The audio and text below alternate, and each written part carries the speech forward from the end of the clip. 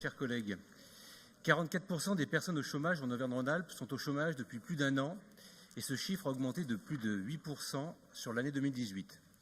Pourtant, on le sait, le chômage de longue durée est le plus compliqué à combattre parce qu'il crée des situations d'exclusion professionnelle et sociale durables. L'un des leviers les plus efficaces de lutte contre le chômage de longue durée reste la formation professionnelle. 18% des Français sans diplôme sont au chômage contre 5,6% des Français possédant un diplôme Bac+2 et équivalent. Mais en Auvergne-Rhône-Alpes, c'est cet outil crucial que votre majorité a décidé de sabrer.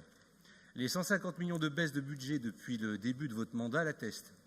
Vous vous autoproclamez et abusez du titre de région la mieux gérée, mais en faisant ces économies sur le dos de ces publics, vous êtes plutôt la région la moins gênée de France.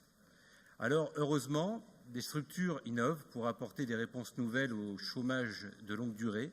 ATD Quart Monde, le Secours catholique, Emmaüs France, le Pacte civique et la Fédération des acteurs de la solidarité expérimentent sur 10 territoires la démarche Territoire zéro chômeur de longue durée. 3 principes fondamentaux. Personne n'est inemployable. Le travail ne manque pas puisque de nombreux besoins de la société ne sont pas satisfaits. Et ce n'est pas l'argent qui manque, puisque le chômage de longue durée crée de nombreuses dépenses prises en charge par la collectivité. Cette démarche propose de créer des entreprises sur les territoires qui vont recenser les chômeurs de longue durée volontaires, lister avec eux leurs compétences et leurs envies, et lister les besoins non satisfaits sur le territoire. L'idée est de faire le lien avec les ressources humaines du territoire et les besoins, tout en embauchant des personnes au SMIC en CDI. L'amorçage de cette démarche est financé par les dépenses évitées par l'État et les collectivités en sortant les personnes du chômage de longue durée. Depuis 2016, cette expérimentation montre de réelles avancées et 18 mois après, 54% des personnes identifiées sont sorties de la privation d'emploi.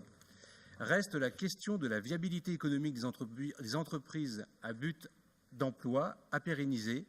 Mais la phase d'expérimentation est globalement très positive, notamment quant à la dynamique que cela peut engendrer entre les acteurs locaux.